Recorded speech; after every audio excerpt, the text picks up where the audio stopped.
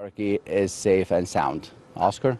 Okay, Mohammed Al-Qasim, we'll leave it there for now. Thanks so much for updating us there from occupied East Jerusalem. Let's get some analysis now with Nizar Farsak, who's a lecturer of international affairs at George Washington University. He joins us now from Washington. Great to have you back with us, Nizar.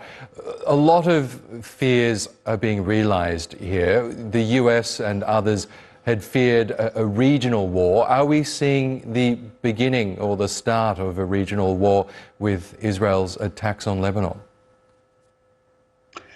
It depends on Hezbollah's response. Definitely, it's a very intense day. The number of casualties hasn't been seen since the civil war. And it would be surprising if Hezbollah doesn't escalates or retaliates in a very strong way as well. However, it also could be that the command and control structure of the Hezbollah military units have been depleted to a point where Hezbollah is cautious about taking military action that is more intense than firing rockets. So we'll have to wait and see what the response from Hezbollah is going to be. We know Hezbollah is being backed by Iran. You say that perhaps Hezbollah's defences may be depleted. Do you expect Tehran to intervene at any point, either covertly or more overtly? Iran doesn't want to escalate, and probably it's Iran that's putting pressure on Hezbollah not to retaliate or to wait for the retaliation. Because again, Iran's main goal is to protect its nuclear program, and a full-fledged war in which it would get sucked is going to, of course, damage that program. At the same time, of course, Hezbollah is the most important asset it has in the region. And there might get a point where, if it might lose Hezbollah altogether, Iran might intervene. And I don't think we're there yet. And especially, I think the key thing where the Israeli attack might not have worked is that there was no full-fledged military operation after or at the moment when they attacked the communications, the telecommunications equipment, right? Because at that point, at that moment, Hezbollah had lost its communications structure.